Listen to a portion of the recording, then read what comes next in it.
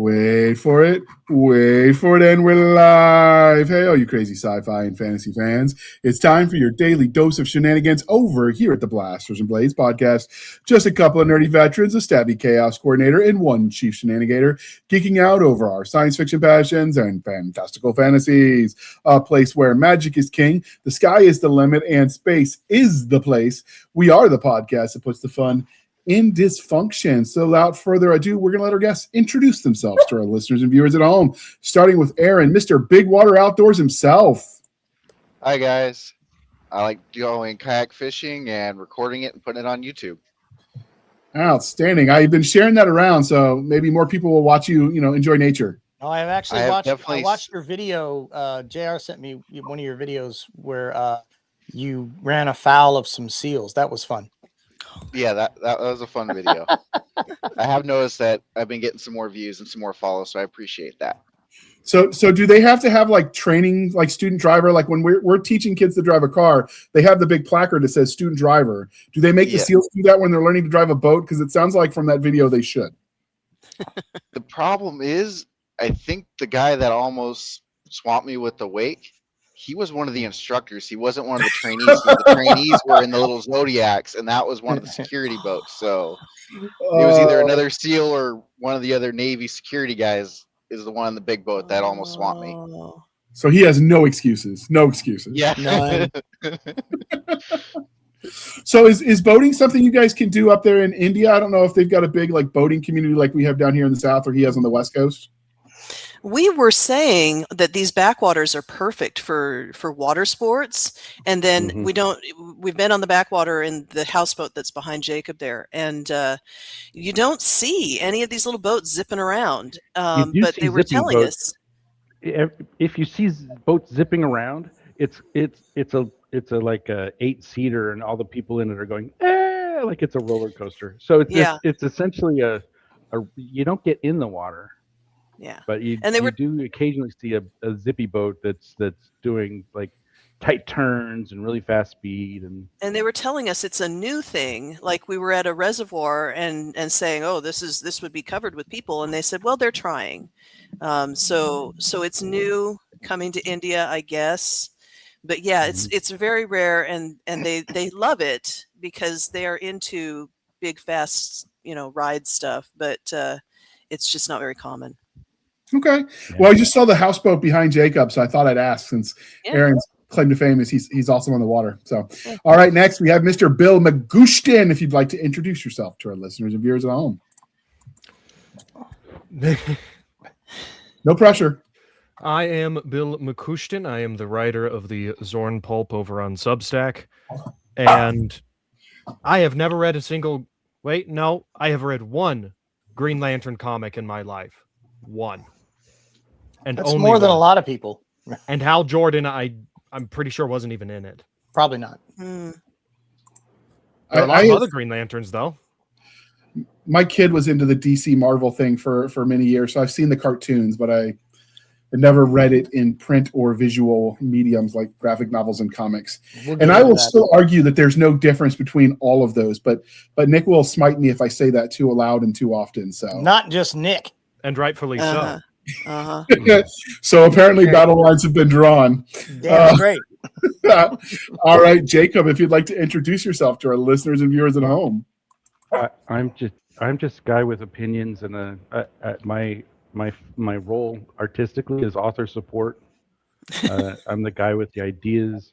I help find the way around bottlenecks or stuff. So I have it on support. I have in good authority that you were the math genius behind the War Master series. Am I? I did help a lot there.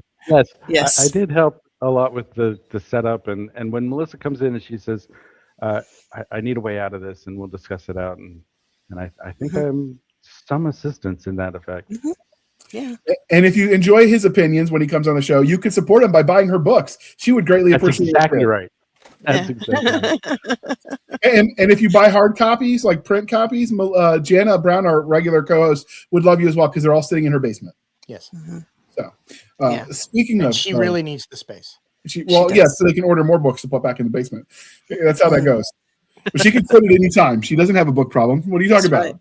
No. All right, Melissa, if you'd like to introduce yourself to our listeners and viewers at home.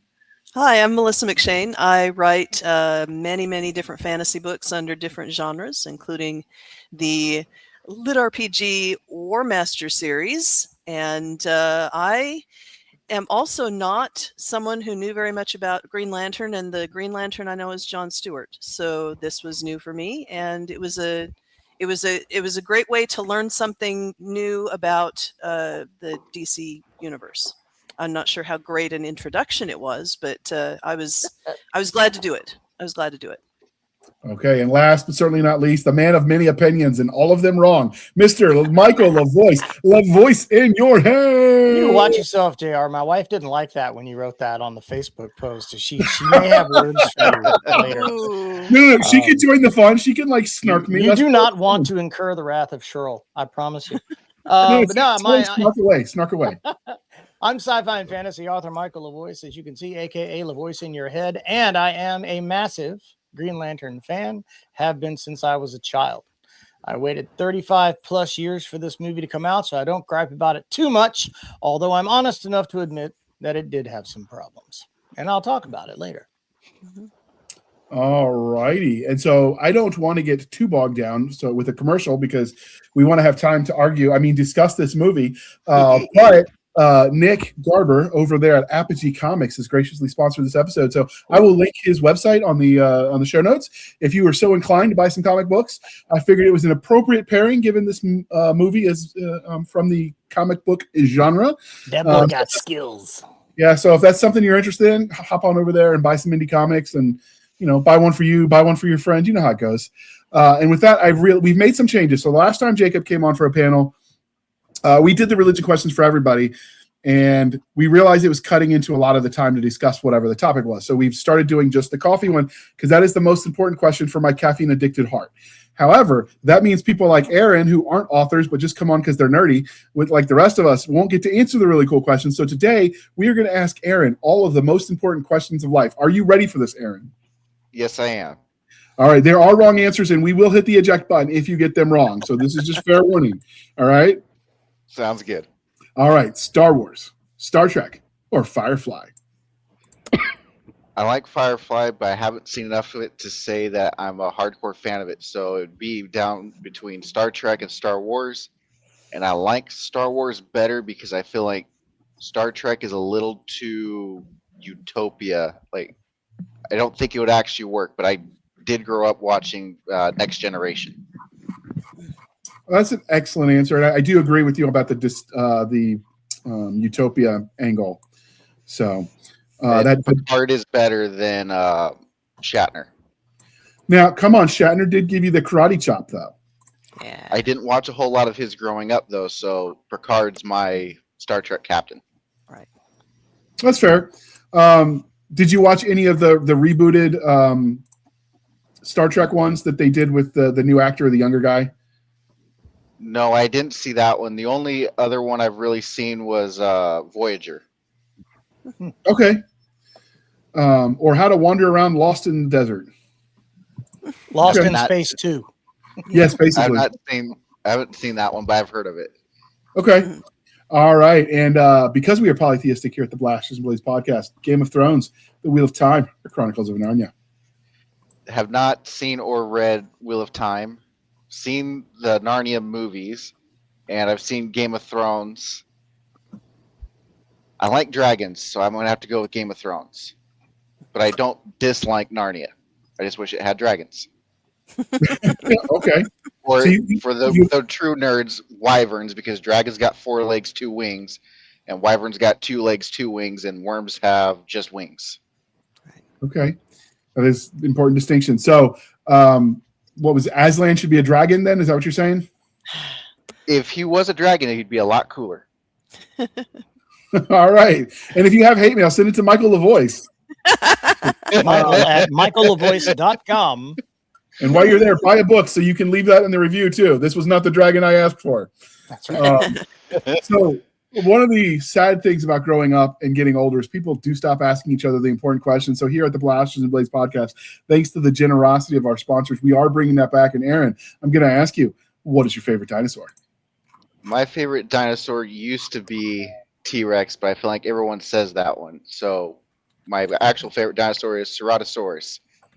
You would recognize it from Jurassic Park 3 when they're pulling the cell phone out of the giant pile of crap. It's the horned dinosaur that's got the it looks like a T-Rex, but it's got a horn on its nose. Oh yeah. You said it's the Tyrannosaurus. That's Ceratosaurus. I sent you a picture in the Discord. It's 18 to 20 feet tall, 1,000 to 2,000 pounds, late Jurassic period, from Western North America, Portugal, and Tanzania. Okay, he's coming in with the big facts. This is how we know he's a super nerd. I was a super dinosaur nerd from like first grade till like fourth grade. I would get the encyclopedia books and then dethroned JR. At one point, JR referred to me as king of the nerds. I don't think I am anymore. I think Aaron's taking that spot. I think it was BK. I would get their book of dinosaurs A to Z, and I would get a notebook, and I would copy down the name, the scientific name, where it was, size, the whole thing. Excellent. Did you know there's you're familiar with Pokemon Go, the game on the phone? Yes. You know they made a version of that where instead of Pokemon, it's dinosaurs you're hunting, and you're like fighting dinosaurs against each other. I did not know that, but now I'm gonna have to go on the Apple Store and go find it. You'll have it downloaded before the end of the show. Yeah, those games are great because they get you out walking. So you might as well have some fun. Ingress is good for that too. Same company. Okay. All right. So, and last but certainly not least, the most important question, the question of all questions, sir. We are civilized human beings here at the Blasters and Blades podcast. We are no longer knuckle dragging troglodytes. So, coffee or tea, and how do you take it? Neither. White Monster. But when I do drink tea, you're gonna hate me, GR. I like unsweetened black iced tea. Oh, that's sacrilege. You're never allowed in the South. Oh, no. I live in the South, and that's what I drink because I'm a diabetic. So you get a pass as a doctor. But okay. I will drink sweet tea, but normally, since I'm trying to lose weight, it's unsweet iced tea. Okay. All right. So since we covered the sponsorship out of the way, we're going to go over the details of the movie we're here to talk about. Obviously, if you read the title, we're talking about Green Lantern. I called it a retro movie review, but in hindsight, at 2011 movie, I'm not sure that qualifies as retro. But I'm too lazy. I thought it came out way before then. For some reason, it stuck in my head at 97, but that's when they started the planning for it. It didn't actually air till 2011. Which means the studio had a lot of problems getting that project off the ground. And I think we're going to actually have to internally come up with a definition of what makes a movie, like when the cutoff for retro is. Because so far we've just gone, it feels old. And this is the first time I think I made a mistake when I realized it's 2011. But I'm not renaming it because we've already done the thing and I'd have to do too much hard work. I mean, it feels old to me, but I mean, it came out when I was like 11 or 12. So you hush your mouth, sir. All right, so am I older than infant? Apparently. Green Lantern was rated PG-13 and directed by Martin Campbell. It had a budget cost of $200 million and a box office of $20 million. I would say $20 million profit, or $220 million. So $20 million profit. So it cost $200 million.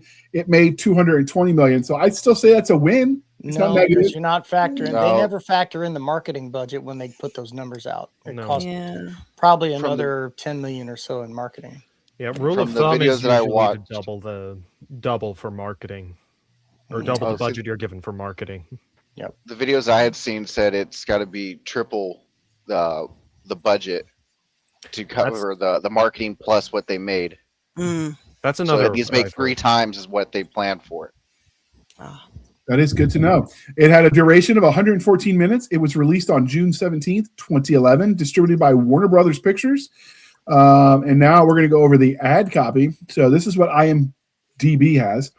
Reckless test pilot Hal Jordan is granted an alien ring that bestows him with otherworldly powers that inducts him into an intergalactic police force, the Green Lantern Corps.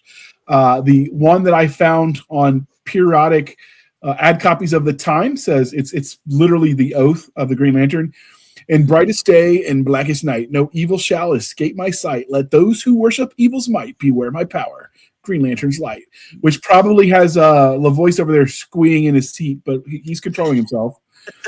And this one had some interesting taglines that I thought was worth mentioning. So one of the early official taglines revealed around 2010 from the logo and the poster with a picture of Hal Jordan in the ring was "Anyone can be chosen," which was kind of a cool idea. It's that everyman effect that the ring has. The ring has chosen was featured at the Comic-Con cover or poster reveal in 2010. I'm assuming when they say Comic-Con, they mean the one out on the West Coast, because a lot of them call themselves Comic-Cons. But if they don't specify city, I think that means the Los Angeles one, is my understanding. But it's definitely the California one. And then the last of the taglines I found, "One of us becomes one of them," which appeared in some of the trailer descriptions and promotional materials, referring to obviously Hal Jordan joining the intergalactic Green Lantern Corps.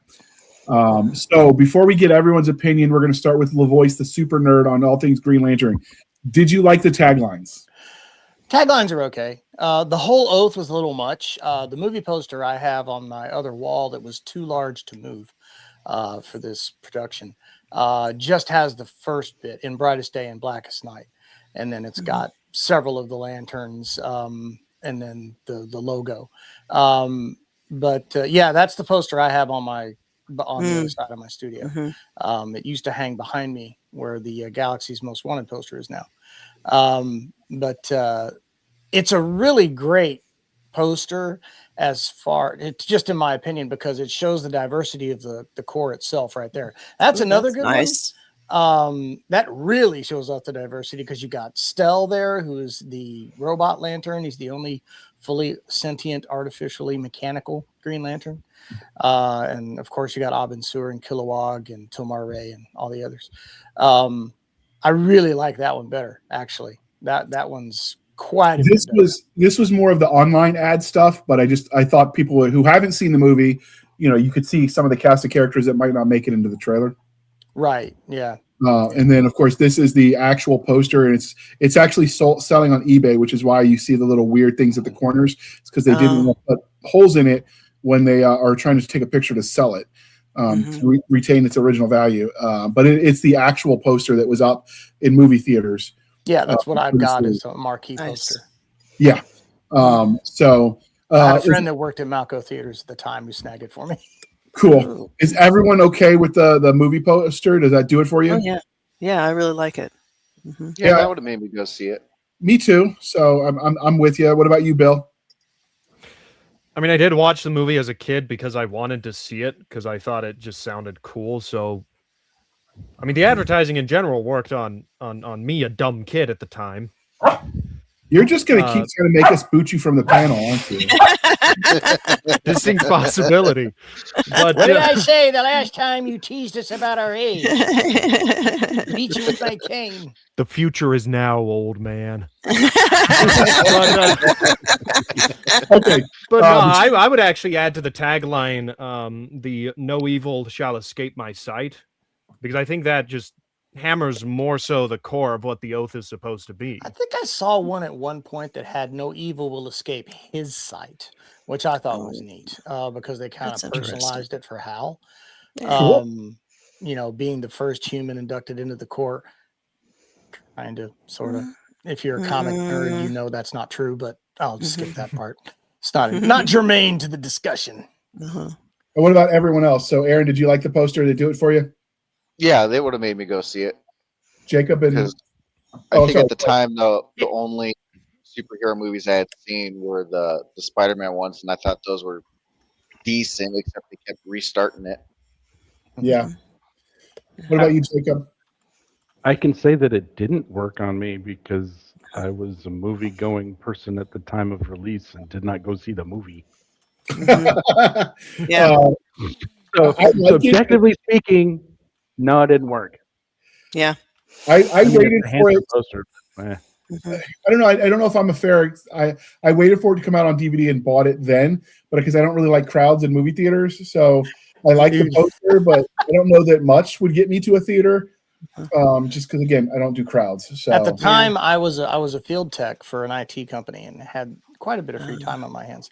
That's And good. so I snuck in and watched it during the day, probably about 15 or 20 times. In different theaters in different cities where I had jobs. I'd have to go replace a cash register at a Target store. And hey, look, there's a Movieplex. Well, let's go check it out. And so, yeah. And I was a superhero fan. I was a comics fan a long time ago. But it's not too far away. Yeah, very long time ago. But that means that I chose the superhero movies I went to based on what I felt about the character. And so the marketing was kind of irrelevant. Like, it would get me excited for something I intended to see, didn't necessarily draw me if it wasn't something I was interested in. And I knew very little about, I knew enough about Green Lantern to know that yellow was the color that they were vulnerable to, and I won a game of Trivial Pursuit with that knowledge. So that was pretty much the extent of, and it shocked everyone else in the room because they thought it was a gotcha. And I'm like, no, it's yellow. And they're like, you're kidding me. You knew that? You just guessed. You got it right. You guessed. No, I knew that. It's funny. The original Green Lantern was Alan Scott from the World War II era, the Golden Age. And his ring, I have an action figure of him too, but he's just not over here. His weakness again with his ring was wood, because his ring is different. It's not a traditional Green Lantern ring. It was a magic one.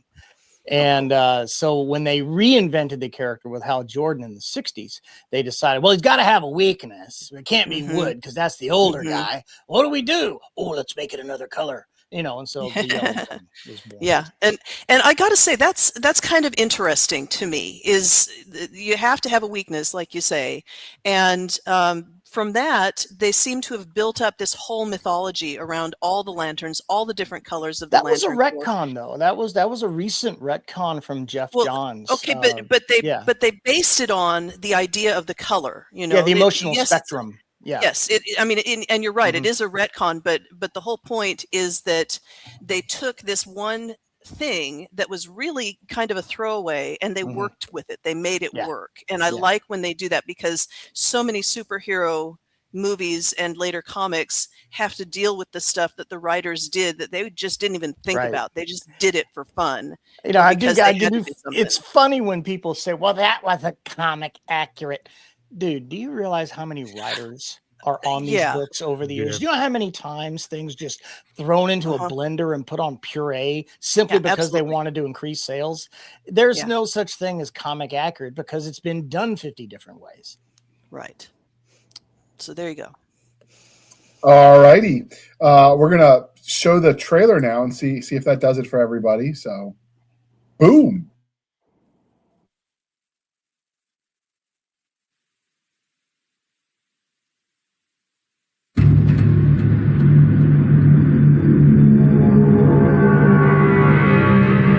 Light has gone out in the universe. Worlds annihilated. Lanterns, we face an unprecedented danger. An enemy powerful enough to destroy entire civilizations. To fight this enemy, the Ring chose a human. But I don't need to tell you your duty.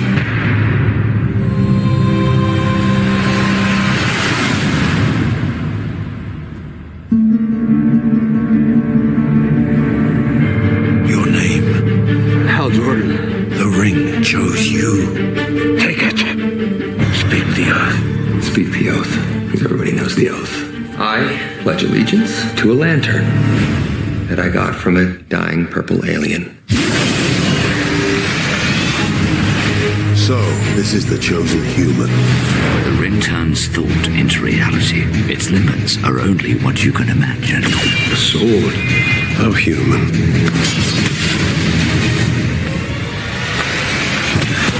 Remember, your enemy is not gonna play fair. Is that what I think it is? An alien life form, Doctor.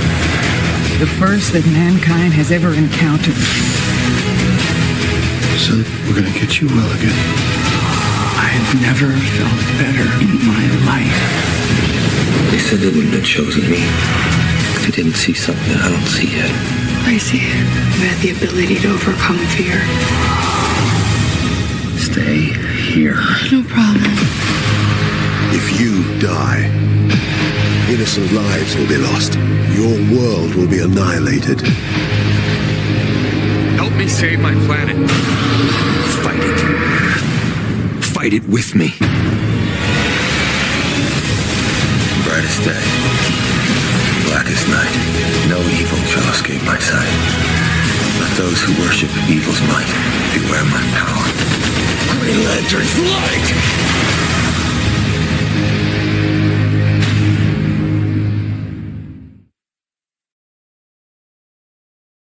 All righty, so we'll go round robin. Aaron, did that do it for you? That would make me go see it. The only problem I have with the trailer is it gave away everything in the movie, as most modern day trailers do. That's fair. Bill? I mean, yeah, it's a decent enough trailer. My biggest contention is that watching the trailer, it kind of leads me to believe that this is like an ensemble team movie of like multiple lanterns teaming up with Hal Jordan to go fight Parallax. It's a little misleading. When that's not what the movie was. It was very obviously set up to be a Hal Jordan story, not a Green Lantern Corps story.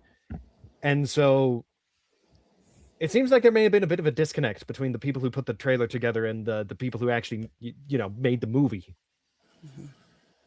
Maybe just a smidgen of a disconnect. Well, to be fair, there were a lot of bits that featured other core members that were cut from the final product that you got in theaters.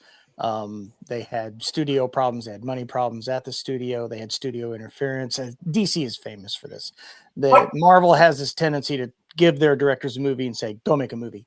And Marvel is like, no, we're going to micromanage everything. And they did. And so this is why you had 4 writers. It's why the script was a little schizophrenic. And in the end, you had a lot of stuff that was really well done. It ended up on the cutting room floor. You can find a lot of that stuff in the Blu-ray, but not on this version that I saw. Well, since you're talking, Lavoie, thoughts on the trailer? The trailer was like, I agree with Bill that it was a little misleading. Now, I'm not going to sit here and lie and say I didn't get chills when he started reciting the oath, because I did. I get chills every time I hear somebody say it sincerely, and just because I'm that big of a Green Lantern geek. But, I go all the way back to the Super Friends cartoon show where they had Hal Jordan do the oath once, and I got chills then too. So it's maybe take that for what it's worth. But as far as showing the scope of the movie, it was also a little misleading because a lot of the action takes place on Earth. I think the film would have been better served overall to have had more of this stuff done out in space, but they wanted to make it about Earth, so I get that. But aside, just on face value, yeah, it would have gotten me in the theater. Okay. Melissa? Well, I don't think I've ever seen that full trailer. I know I've seen bits of it because they show the part with him talking to the lantern and not knowing what to do to activate the ring. Yeah. Again, since Green Lantern was not a superhero that I was particularly informed about or attached to, I don't think the trailer would have done it. I agree with Aaron that they showed pretty much absolutely everything that was in the movie. And so if I had been excited about the movie from the trailer and gone to see the movie, I would have been extremely disappointed by the difference, by seeing, okay, there's nothing more here than what I saw in the trailer. Why did I come to the movie if the trailer showed me everything? But that would have been afterward. Okay. I think the trailer is very exciting. I think it shows the scope of the movie, like you said. I think it shows the special effects, which is what I go to a superhero movie for, really, is to see that come to life on the screen. So I think it works as a trailer, but it is misleading. So how I would have felt afterward, I think I would have been disappointed. Oh, I disagree on that Really? a little bit. Go ahead. Yeah, I think that trailer's a freaking mess. There's no narrative, there's no hook, there's no reason to see the movie. It's just pretty It shows space people doing space fighting, and it might appeal to the nerd. It might appeal to but I don't know what they're trying to appeal to. We get two different versions of Hal. There's no sense of movement. There's no sense.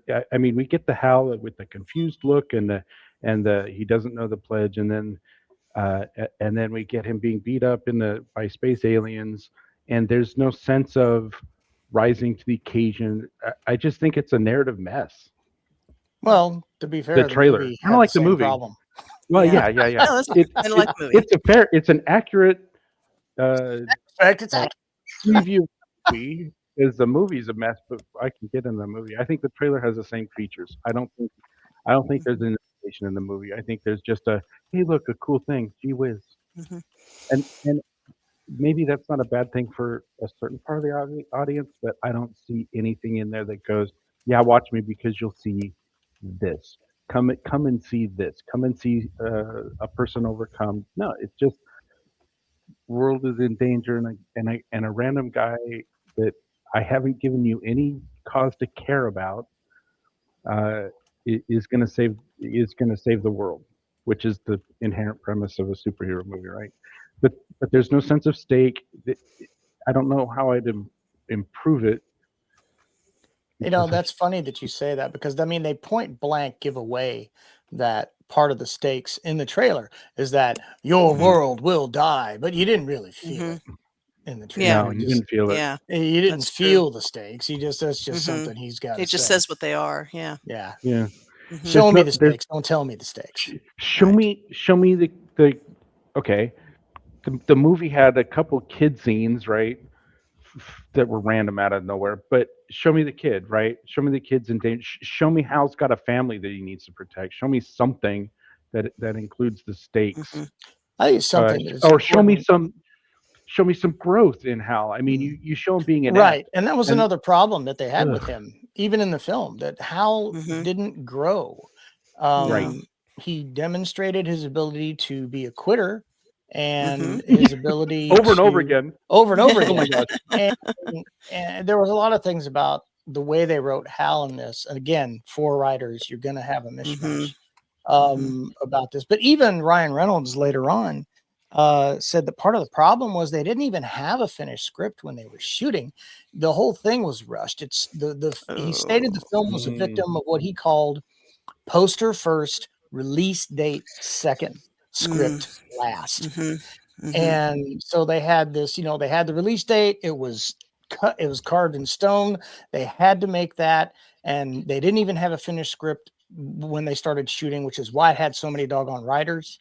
And then the studio rushed CGI work, which is one of the other chief complaints about the film, was that the CGI was kind of sketchy.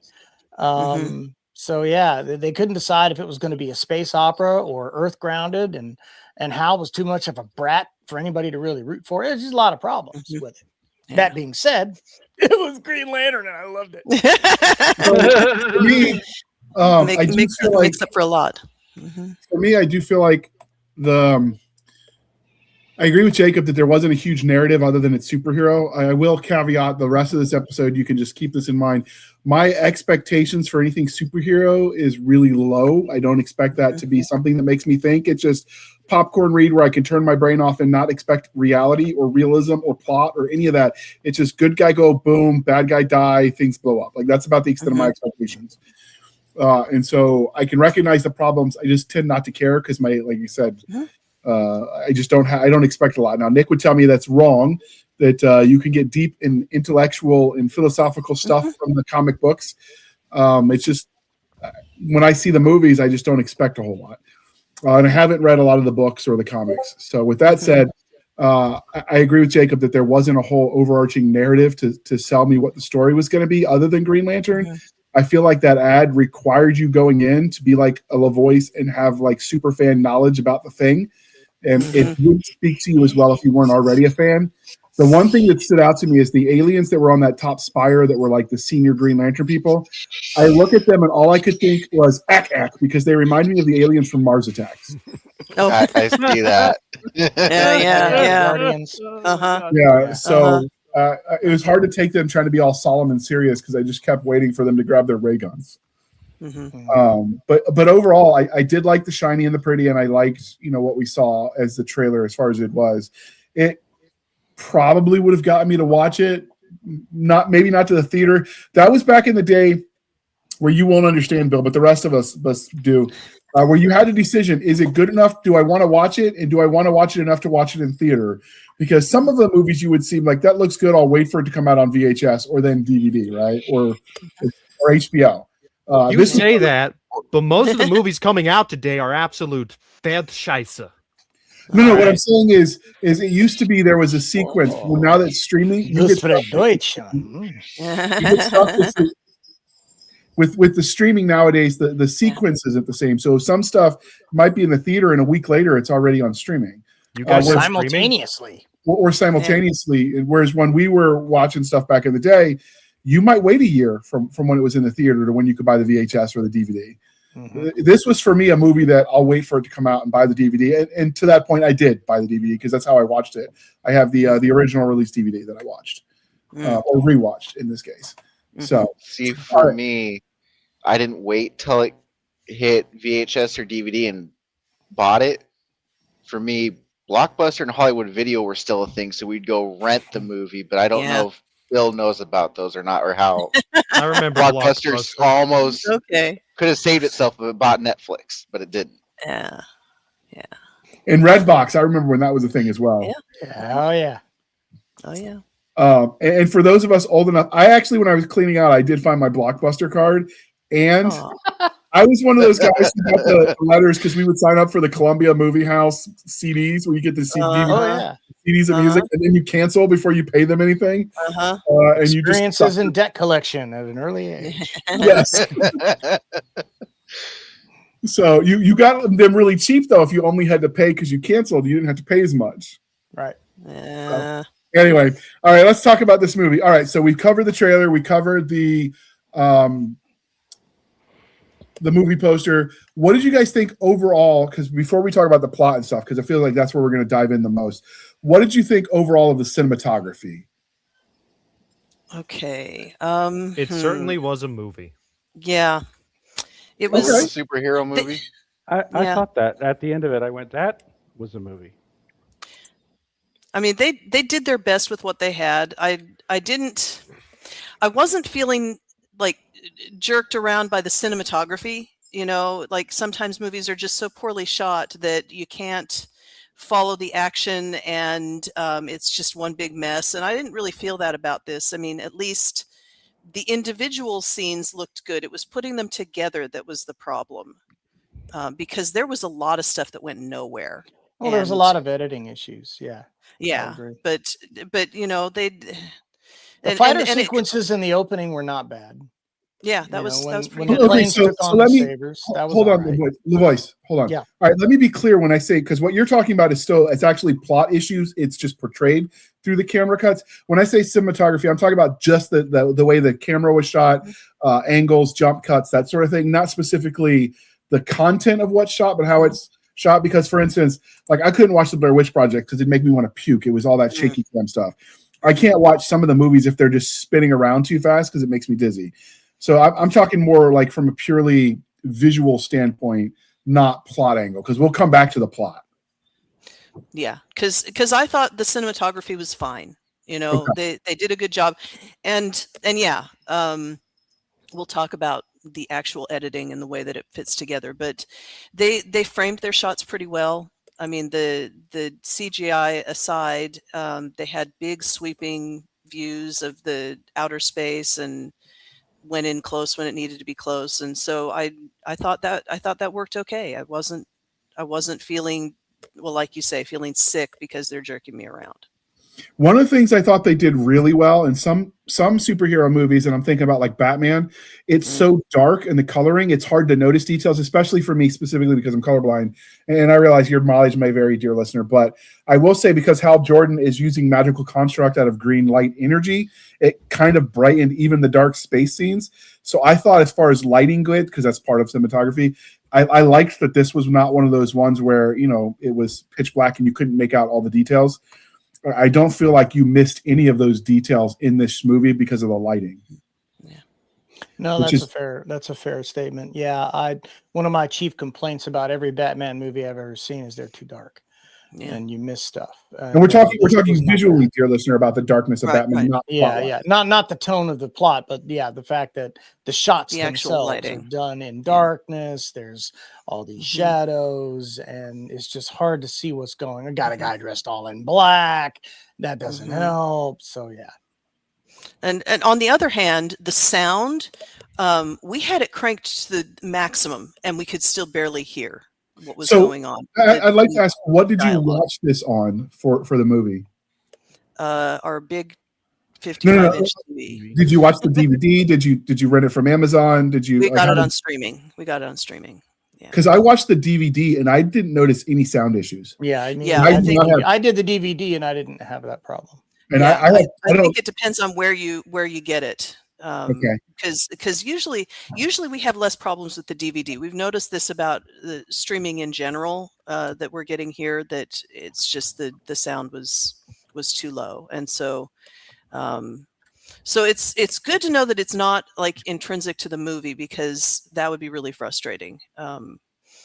But I mean, once we had it up to maximum, we could hear it fine. That was fine. I did have noticed some issues because I streamed it from Amazon, and I would have the volume set at a good level for the action to where I wasn't making it too loud for everyone else in the house.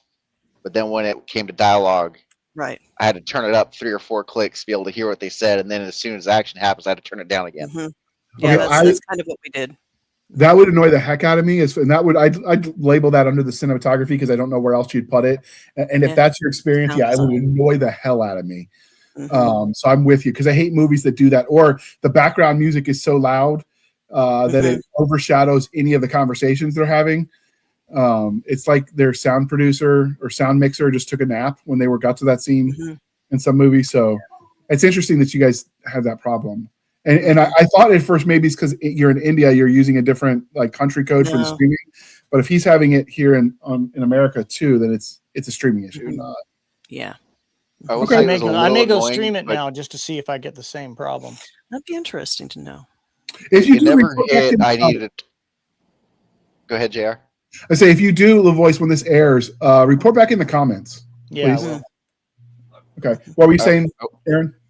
I will say, like, it was a little bit annoying having to change it. Just I didn't want to annoy anyone else in the house, but it was never bad enough that I felt like I had to turn on the subtitles. So yeah, it's that's got that true. because there's some movies, doesn't matter how much you turn up, you still can't hear, and you need to turn on subtitles to understand what's going on. That would annoy the heck out of me. Okay, so I think we kind of covered that. Your mileage may vary depending on how you watch it, dear listener. All right, so what did you guys think of the characters in this movie? Well, are we going to talk about the writing?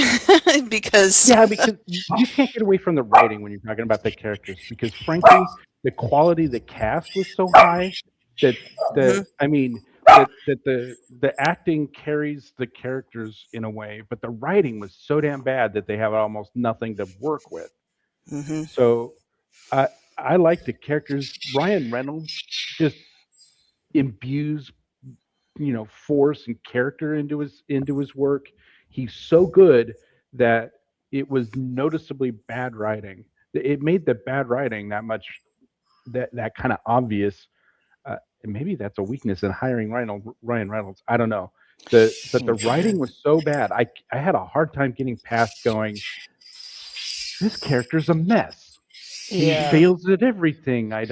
Why would I wouldn't want to be friends with this guy. It also suffered from director fatigue. I mean, Greg Berlanti was supposed to direct it, and he wrote the original script. But then the studio just willy-nilly reassigned him to another project and brought Martin Campbell in as a replacement. You think Martin Campbell, who had by this point resurrected Zorro and James Bond twice, would have had some experience with this kind of material. And I think that his direction probably saved it from being even worse. Because because then they took Berlanti's script and gave it to Michael Goldberg, to rewrite the script that Berlanti and Guggenheim wrote. And there were tons of last minute changes and some of the best voice work, like Michael Clark Duncan as Kilowog. That wasn't decided until like a couple of weeks before post wrapped up. So yeah, lots of issues as far as that. But as far as the writing go, let's talk about Hal. I know you know Ryan's got good chops, but Hal, as the character was written, he spends the most of the movie really rejecting the very first stage of the hero's journey. He spent how many times did he reject the call? Yeah. You know? A lot. My God. And then one bad talk from Sinestro, he walks away. He walks away. He walks away again. And it's just that's just not done. That was not and that was not in character for Hal Jordan. So you're automatically alienating anybody who was a Hal Jordan fan. All the fans. I think it might have been a mistake to go with Hal Jordan to begin with because everybody knew Jon Stewart at this point because of Justice League, the animated series. Yeah, that's why I knew Jon Stewart. My problem with the whininess of the character Hal was that his dad was a military pilot. They never really say if it was Navy, Air Force, Marine Corps. No, he was a test pilot. He worked for Ferris Air. That was clear. Yeah, he's not a military. No. But you don't get to fly those types of planes generally on a civilian path. Most of the test pilots that go the civilian route for those kinds of jets because of security clearances start as military pilots. They get out and then they transfer over. There is no direct pipeline where I'm a civilian. Suddenly I'm flying test pilots. I know I live near the Naval Air Station.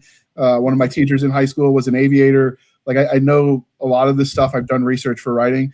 There's no way he gets into the cockpit like that without going through the military pipeline first. Even without legacy, because there's security clearances involved in all of that. And if you realize they showed that at the party, like he's interfacing with senators and such, right? They're not just trusting anybody. And you don't get the dogfighting type skills without going through combat training as a pilot. That is not. But I wonder if the movie people knew that. Because it sure doesn't look like they knew that. They make it look like, oh, this is a test pilot thing. That's separate from the military.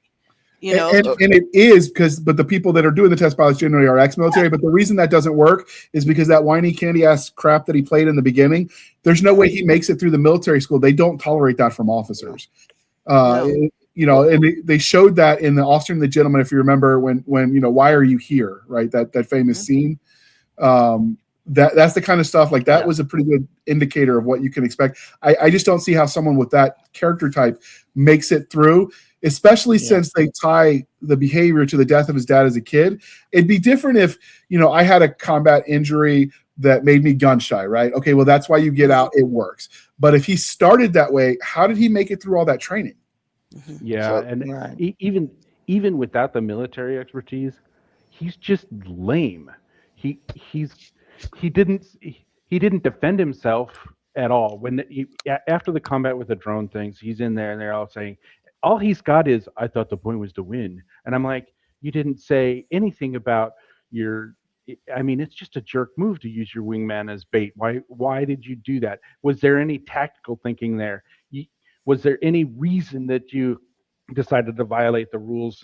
And I could think of like 5 different things he could have said there about displaying the superior to the human and how the drones weren't doing anything tactical. They were just target locked the whole time.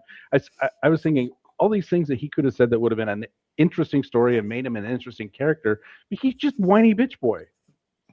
So I'm like, why is this guy is anybody putting any money on this dumbass who can't follow simple directions and screws up a simple task and can't even defend himself? He gets in there and he's all, I thought I was supposed to win. Ugh. And he didn't have any chemistry with Carol. I mean, it's Blake Lively. If you don't have chemistry with your own wife, maybe you have a problem. Ironic. This is where they met. And they weren't married yet. Yeah, they're not married yet. This is where they met, though. Yeah, and they had no chemistry. So, you know, this is the woman he ends up with, and there's nothing.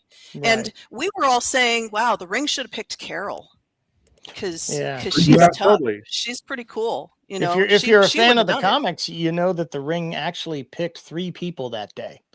Hal was Really? physically the closest. The other two people that were chosen that day were Guy Gardner and Okay. John Stewart. Okay. They And were that's why they end up. backups, and they Okay. weren't physically close enough to Abensur's crash location, which is why, in the comics, Hal is in a flight simulator and he's ripped out through the wall and taken to where Abensur crashed, But Carol which was right a nice touch. there. Yeah, I get that, but made, Carol like, was never a chosen. She 15 becomes a times Star faster. I know. Sapphire later. Don't worry about it. Yeah, She yeah, gets yeah. a ring, just not a green one. Just She not a would ring. have Not been a green one. 9 Doesn't she times get better than the ring one. But let's bit. talk about. Let's go back to the writing, though. The movie breaks the very first rule of show don't tell right out of the gate with that horrible opening where you've got that great voiceover. By the way, he does a great job with it, but it's still lame freaking exposition that they then later explain all that same crap to Hal after he Once gets the again. ring. That's So a we get world to building hear it thing, twice. and that's a world building thing. We'll come back to that. So, Aaron, did you have thoughts on Hal as a main character or any of the other characters? Yeah, it has to do with the writing and how I think they kind of messed up the first 14 minutes of the movie. Okay, go on. Because he's a test No, but pilot. that's world building. So, Well, he's a test pilot. And he's supposed to beat these drones. And we're kind of told these drones are supposed to be air superiority fighters, but they use a joint strike force fighter instead of an F-22. That doesn't seem like it would make any sense to me. Like, that F-15 is air superiority and could probably take those things down. The other issue I had is his relationship with his dad in that photo. If he knows he has such bad emotional connection to that photo, why would he put it in his jet in the first place? And two, if any of his superiors knew he had that issue, who thought it was a good idea to clear this guy to fly? Yeah. Because that's caused him to blow up a $13 million jet because he couldn't come out of a stall. And then I think limiting the ceiling to only 15,000, or what was it? Yeah, 15,000 feet or whatever. Yeah. Because the drones are going to stall out of there. It was like, if you're trying to sell the drones, like, why are you going to limit the engagement to where they can only win? And I actually think part of the problem with that is you almost feel like there should be an international rule that Hollywood can't make a movie that has anything to do with the military without at least one E4 Mafia member who can explain how all the rules are and how you can break them and why. Because, I mean, you could justify everything he did up to and including sacrificing the pawn of Carol with logic and tactics and make it all make sense from a military standpoint. Now, you could still say it's a bad move. You could say, you're screwing your buddy, but you could have played that in that setting in a way that would have added depth to Ryan or Hal. What did you guys think of the other characters? There was Carol, there was Hammond, the bad guy-ish, secondary bad guy, I guess. Yeah. Okay. I'd call him the primary bad guy. Parallax feels tacked on. Parallax really was does. tacked on. Yeah, They completely changed Parallax. Here's where we get back into the lore. Okay. For just a second. Parallax is okay, and I'm sure Melissa knows this because she went and did some research about the emotional spectrum and the other cores. Parallax was the reason the rings had a weakness to yellow in the beginning, because he was imprisoned in the central power battery. He is a living fear entity composed of living yellow energy, not a rogue guardian who tried to take over. No, that was never part of it. So the rings had this weakness to yellow, but if you could overcome fear, then you could overcome the weakness to yellow. So the legend goes. So they really did Parallax wrong. And then to just make him like a floating head with a cloud of smoke as a body, it reminded me so much of the Supreme Being from Time Bandits. It was ridiculous. It was just really badly done. That was the worst CGI in the whole movie, was Parallax. The only thing that saved it at all was that Clancy Brown did his voice. Okay. And we were watching it with our daughter, and she got upset about Amanda Waller. That's her name, right? The doctor. Yeah. Okay. She got upset about her because apparently she's part of Batman lore and is a really cool character. And she's like, they're wasting her. Yeah. She and this I agree, was their first attempt to bring her. Remember, they were trying to mimic Marvel's success by taking a tertiary character like Iron Man. Green Lantern's kind of a tertiary member of the Justice League, not one of the big three. and build a series around him, and then grow the Justice League from that and that whole universe from that. So it was the problem of trying to bring too much into one movie at one time. Oh, totally. Yeah. I mean, they had some wonderful characters that they didn't do anything with, or just appeared for a moment and then were gone. I mean, the last we see of Waller is she gets washed away, presumably saved. We have no idea, because that's the end of her character arc. And so the script no longer needed her. Yeah, the script didn't need her anymore, so they just got rid of her. Right. But yeah, I think a lot of the characters, it's hard to say whether or not they were good, because they were just there for so little time and they didn't do anything. They were just there to be names, to be identities that we knew from other comics. They had me actually caring about what's his bucket, the childhood friend, the fear guy. The actual villain, you know, Hector Handley. Hector. That's right. They had me caring about him. They did a good enough job, and the actor played it pitch perfect, and they had me caring about him, only for him to go big head egomaniac stupid guy. I'm like, what a throwaway. The writers need to be taken out and just beaten until they learn something, because I cared about him only for him to be that there was no wasted. Yeah, it ended up being just generic. They had an emotional arc for this guy. I almost had sympathy for him, and then he just dies. Just nothing. There's no emotional beat. There's no what could have been. There's no anything. He just he's dead now.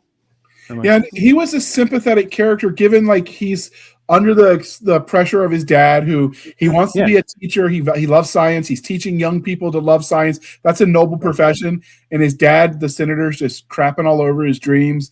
You know, I'm sure he berated him his whole life. So he's got this hangdog underdog vibe that makes you want to root for him. And so the change to suddenly make him the bad guy with the big, Mars attacks type head going on. Like So I feel like to keep going, we really do need to transition to talk about the plot and world building, which are interlocked enough. I don't feel like we really can separate them, because they suffer from the same problem, which is, one thing Michael and I will probably agree on. This movie tried to do too much. Yes.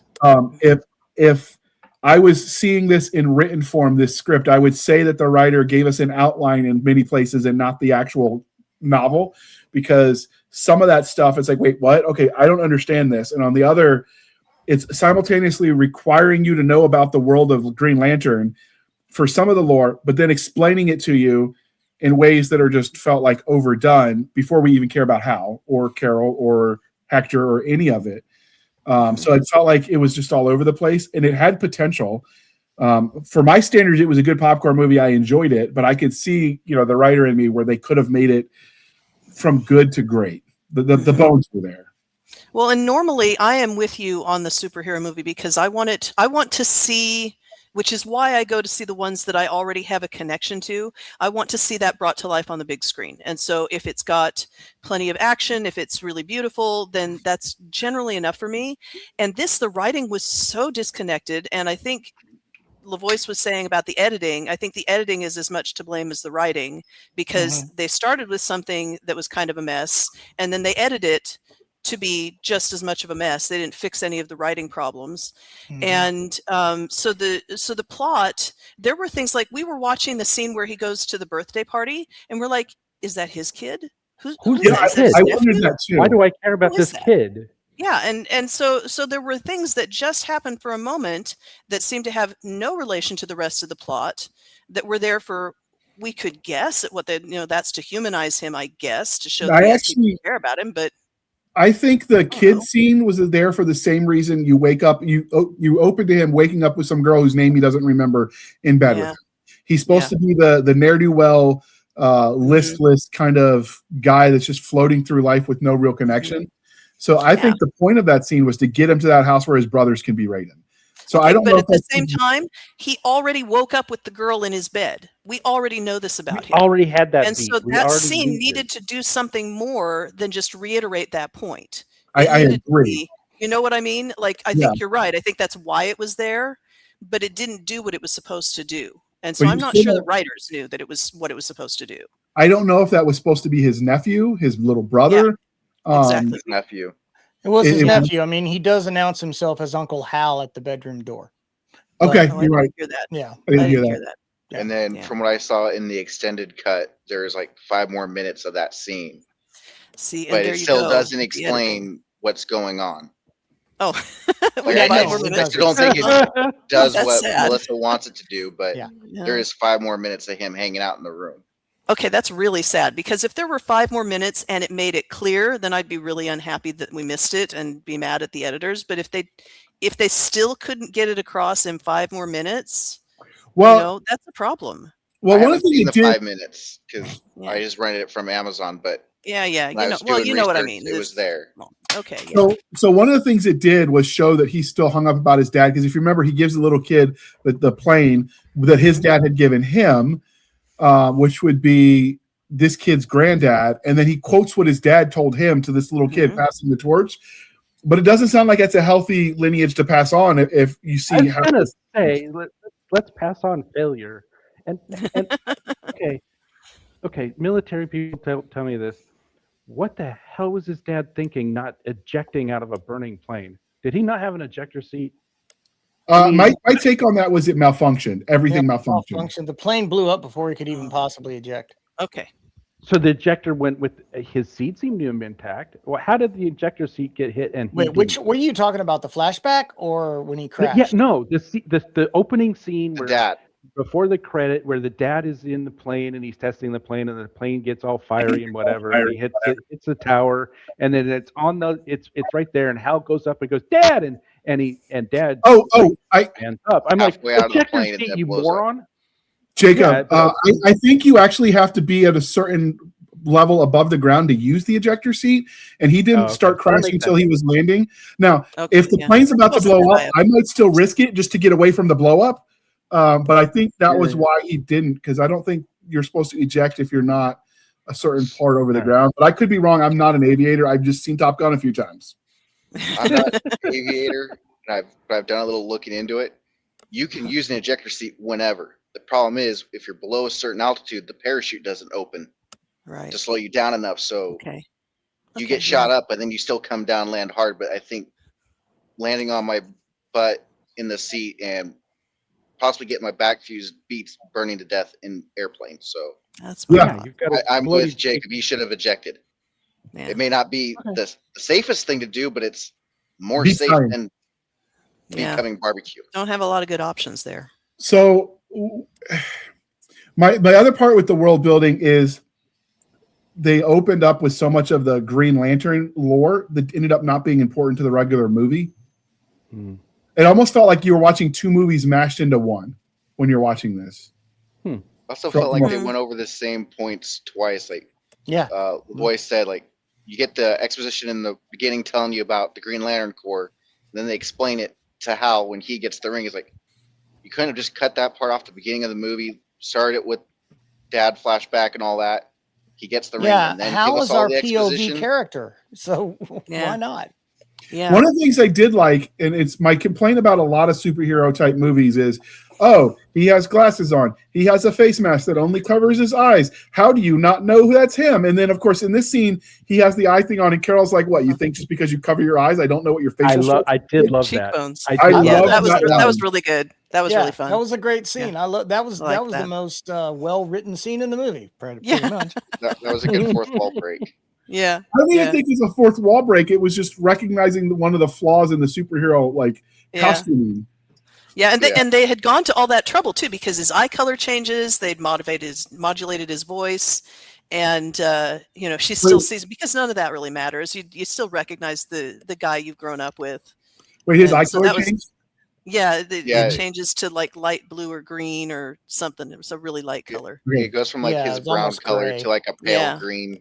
Yeah. I totally missed that one. That went right through my colorblind eyes, and I missed it. Okay. It only really happens when he's sitting on the couch and he's doing his monologue of like to infinity beyond and all that to get the ring to work. It happens when he's got the mask on.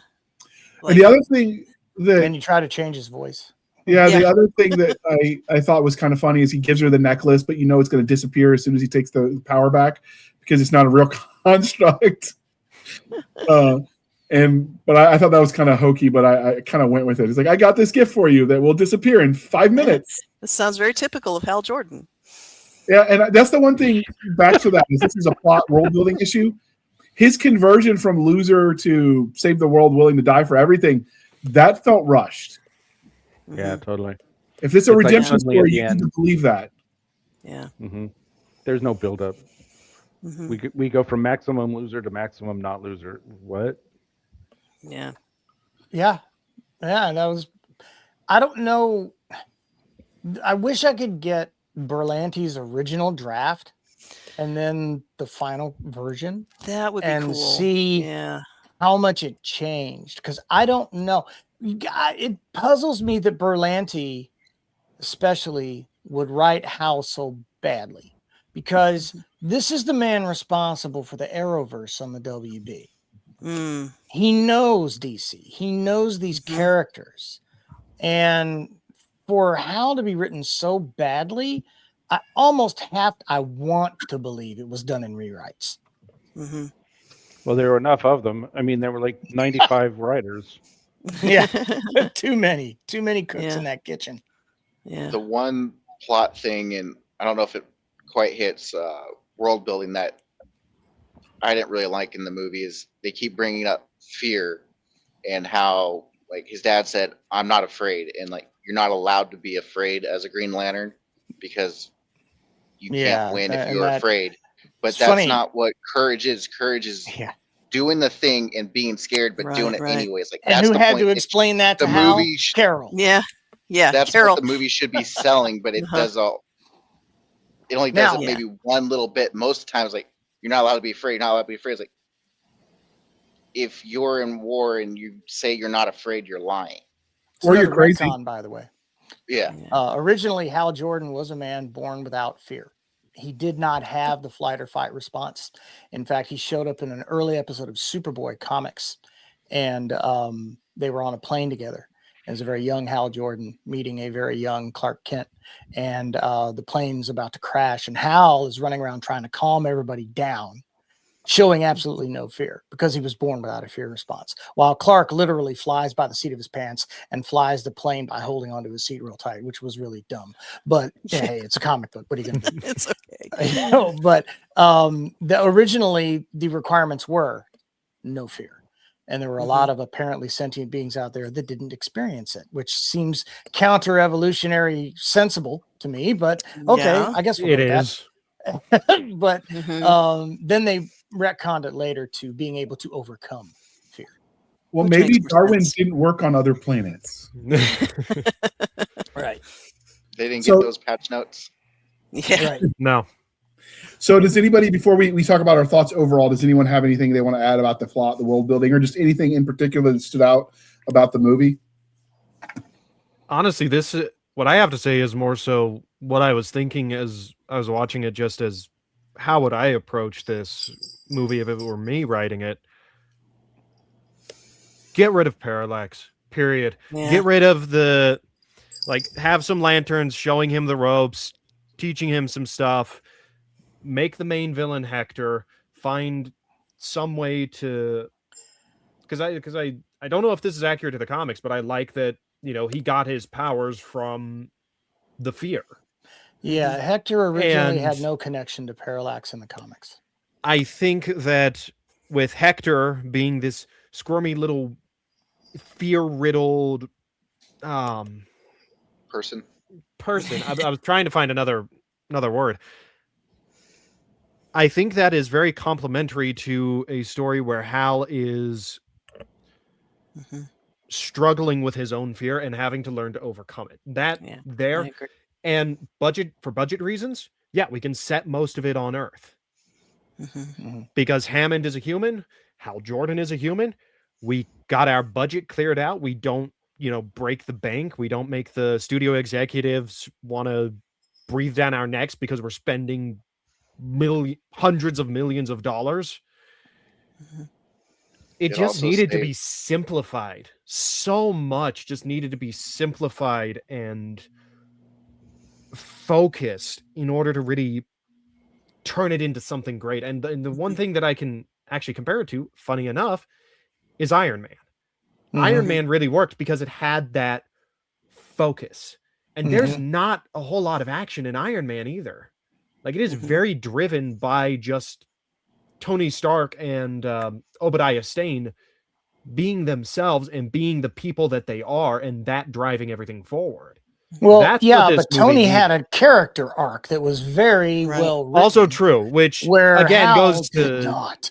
No. Which again goes to where you need to actually sit down, try to focus in the plot, ask yourself, what are we trying to do? How can we make the characters function in universe so that everything just sort of clicks?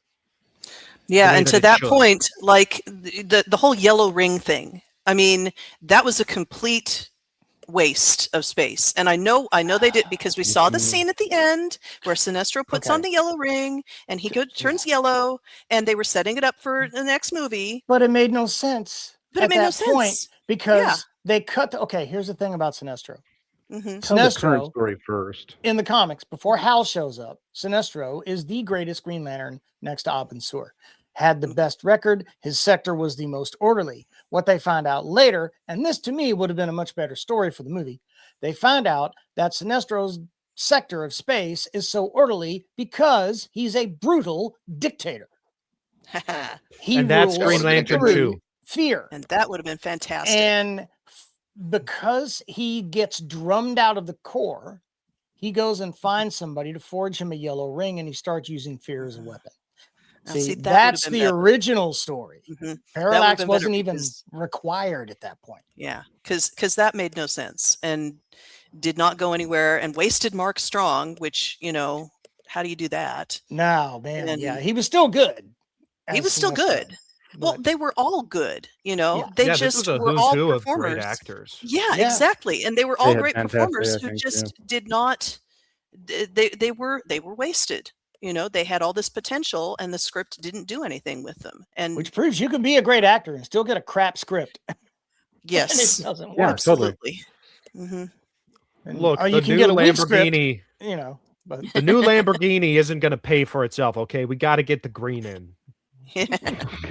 I did like the training montage. That was the funny scene where the guy gives him the hand up and then punches him right back down and says the bad guys aren't going to be nice kind of thing. And that was great because Kilowog really is the drill sergeant of the Green Lantern Corps in the comics, and he trains every new generation of lanterns that comes up.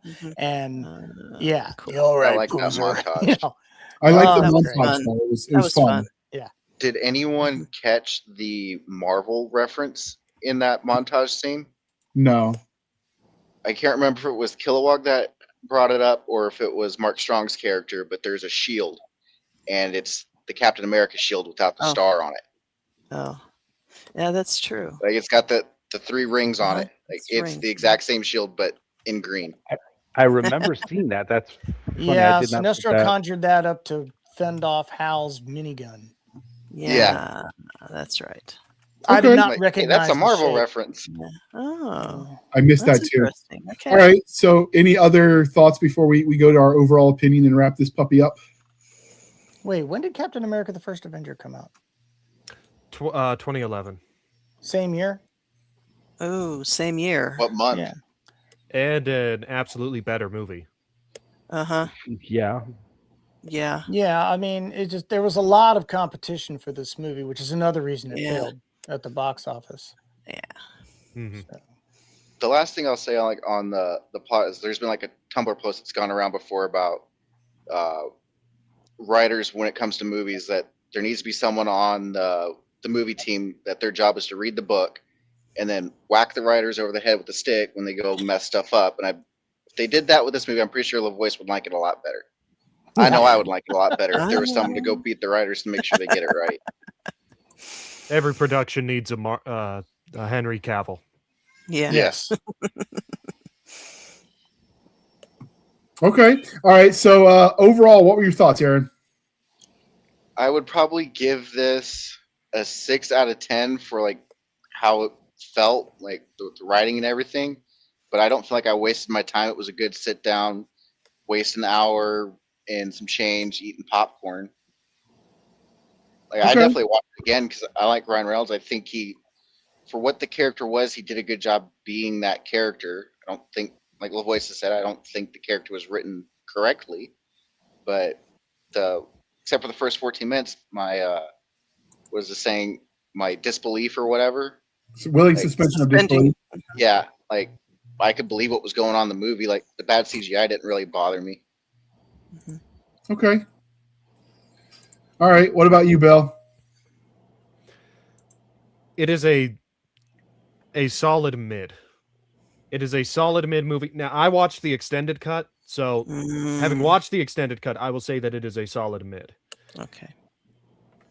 CGI didn't bother me. I do think that a lot of the space stuff just really looked bland.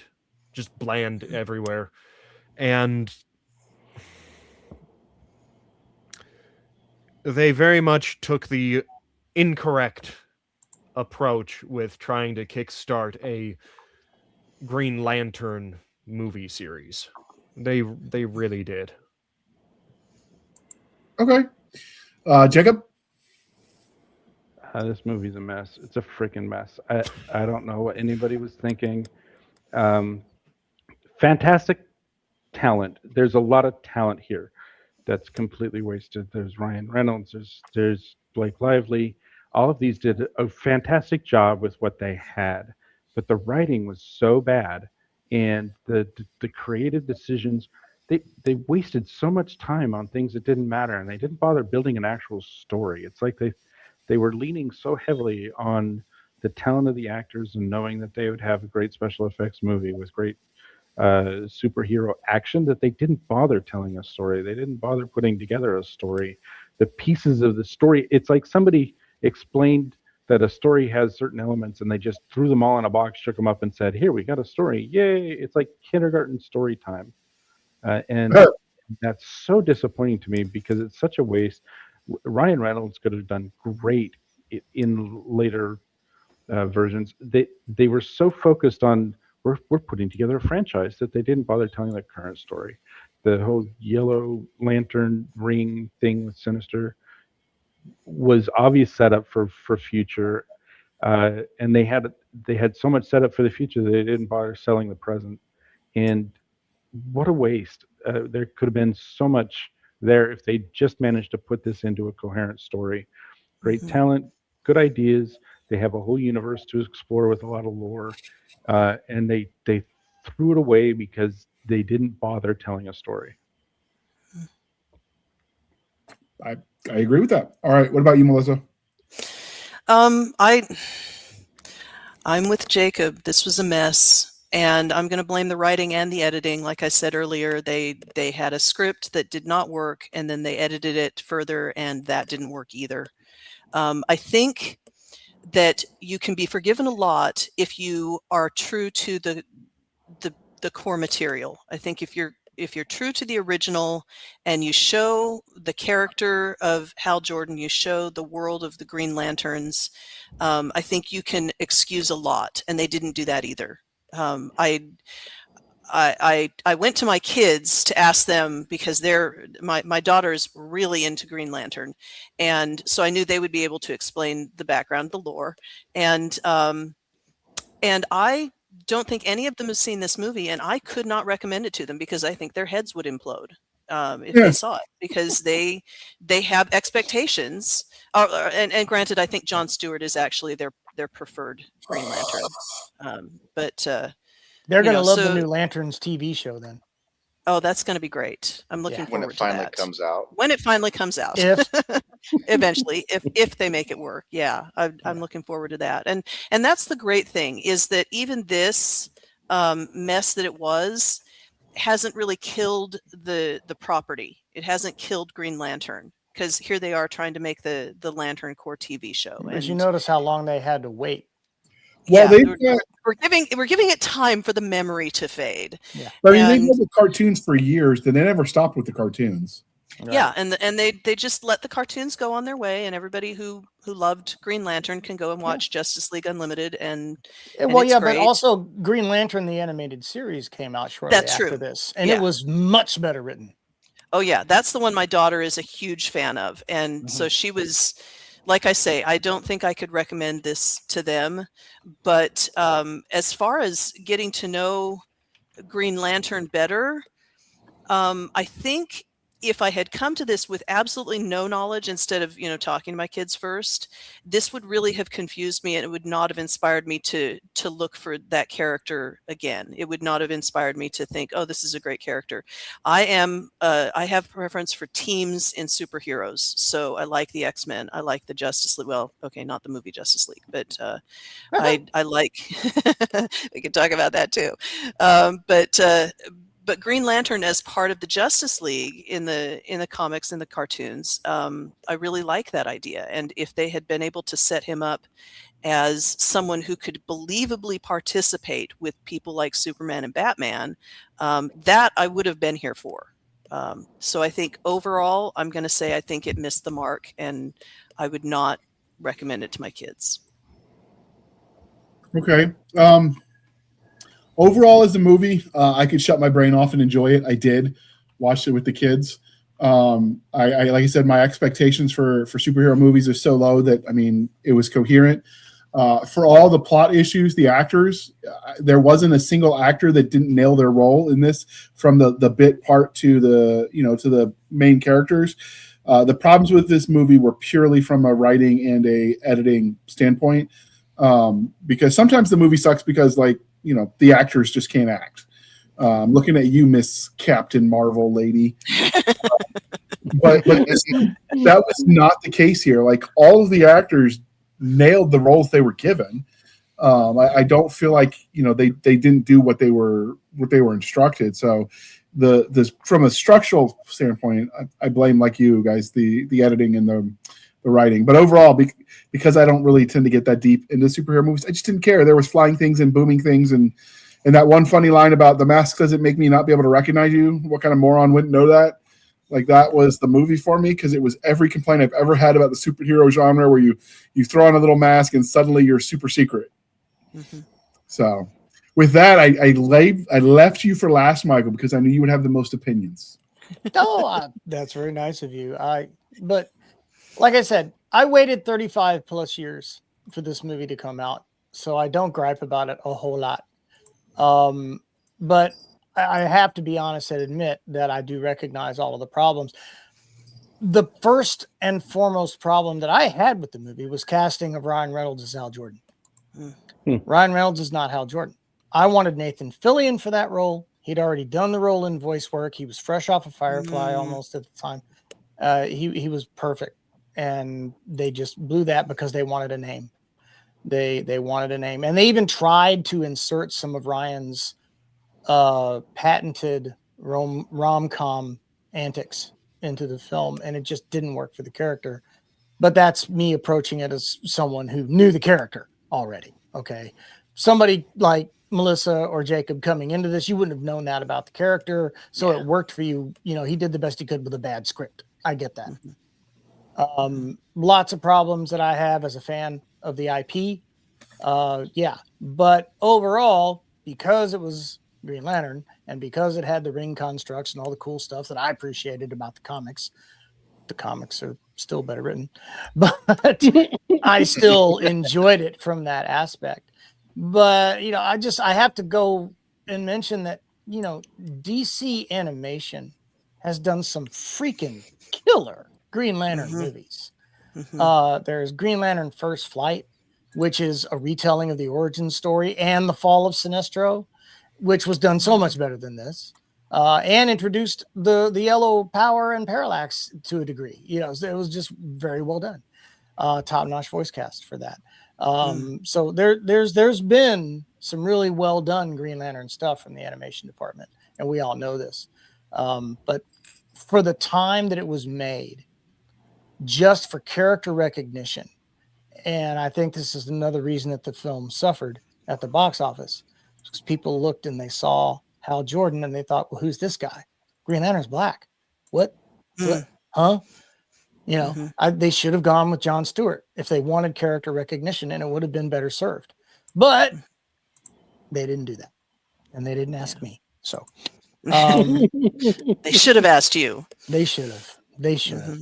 Totally. But no, I think, agree with everybody that it suffered from bad writing and it suffered from studio interference. Not to mention the fact that it was up against a whole slate of other comic book movies when it came out that were way better written. Mm-hmm. Yep. So. All right. Well, this is the part, dear listener, where I remind you to please be kind and speak your mind on the reviewing platforms. Your reviews help the right readers find the right books and movies, graphic novels, and all of the cool things. So do your part. It really does make a difference. If you have thoughts on this movie, join us in the comments section and start the shenanigans. We were here for it. We have a Discord channel. We have the Facebook group. And anywhere where we post the videos, so that would be BitChute, Rumble, and YouTube, all have comment features. Sadly, there is no commenting on the audio-only platform via Spotify. But everywhere else, if you want to join the discussion, we'd love to have you. And if you say mean things about LaVoice, I will make him challenge you to a duel. And it will be funny, and we will all laugh. And that means I get to choose the weapon, right? Yeah, absolutely. That's the way it works. All right. So, Aaron, choose if they wanted... mace. Yeah. Aaron, if they wanted to follow your YouTube channel and watch you fish and boat and do all the cool things in the water, where might they do that? Just look up BigWater_Outdoors on Instagram, Facebook, and YouTube. Outstanding. And I will link to all of that in the show notes, dear listener. Bill, what about you? Where might we find you on the wild, wild interwebs? The hellscape that is Twitter or X or whatever Elon's calling it this week. Twix. And I like Twix. Yeah, it's fun seeing left Twix and right Twix go at it. Yeah. But you can find me there. You can find me on Substack. I am easy to find, Wilder396 everywhere. And if you are interested in reading some entertaining science fiction, some proper heroism, you can read Zorn over on Substack. That is spelled Zulu, Omega, Romeo, November, Echo, .substack.com. You used some of the alphanumeric, but then you used Omega instead of Oscar. Interesting choice. We'll allow it, though. Call it clerical error or skill issue, whichever you prefer. You can also tell Omega's what pretty great. era a person was in the military by how they use the phonetic alphabet. This is I also found that true. out. Had a guy ask me, I'm looking for Baker Company. I'm like, do you mean Bravo? What? Yeah. Baker was World War II. Yeah, Baker's no. old. He was an older guy, so. Yeah, he sounds like an older guy. All right, what about you, LaVoice? How might we track you down on the wild, wild interwebs? You can find me easily at michaellavoice.com. You can also find my YouTube channel, same name as you see below, LaVoice in Your Head. I'm also on TikTok and Instagram. Instagram is that Michael LaVoice, because apparently there's a bunch of us out there, especially in upstate New York for some reason. Oh, that's terrifying. Yes, it is. None of them are as cool as me, though. Oh, no, of course not. Yeah. Given. So, but you can also find me at Amazon.com, where you can find my books, Galaxy's Most Wanted and Gladius Leagues, and soon, hopefully, Sarcom. All right, if Peter doesn't kill you in the meantime. Yeah. So, all right, next we have Miss Melissa McShane, the War Mistress herself. How might we find you on the wild, wild interwebs? My website is for a little bit longer, it's melissamcShaneWrites.com. As soon as Jacob gets to it, it'll be melissamcshane.com. Oh, nice. And it's pretty cool. And my storefront is nightharborpress.com, where you can buy my print books, ebooks, and audiobooks. And some audiobooks, we're working on getting them all transferred over. I am on Amazon. You can look me up as Melissa McShane. And I'm on X, Twitter, Twix as M. McShane Writes. So there you go.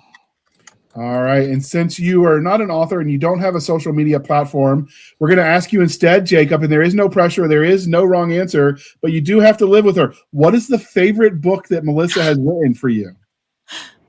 That Melissa's written? My favorite book. All of them. No, not allowed to punt. Servant of the Crown, probably. Really? I thought for sure he was going to say the War Hamster story. Well, those aren't bad. Obviously, all of them are good. I love all of them. But the Servant of the Crown really got the ball rolling, I think. and it was the perfect intermix of at the time I was heavily into romance books. If you find me on Goodreads, almost all of my reviews are romance for years and years and years, and it was such a great fantasy romance that it really went, oh, this is going to be a thing, isn't it? And sure enough, it is. Yeah. So Servant of the Crown probably stands out as my first great love. Oh, that's great. That was my third book, way back in the past. So what drew you to romance? That is not a genre many men read. I know. I had a big following. I have a huge number of reviews, and romance was my genre for 9 years or so. I really dug into that, and you know what drew me? I don't know. Happy endings, interesting people I'd want to hang out with, nice people, kind people. You told me it was because you like seeing how people interact. Yeah, and seeing how they interact. One of the things that men don't know about romance is that one of the last genres that actually writes men well is romance, because it's impossible to get rid of the female attraction if you don't do the men right. So if you want manly men being manly, romance is where you can go, and it's not as it's not as exaggerated as people would have you believe. Depends on what kind of romance you're reading, I think.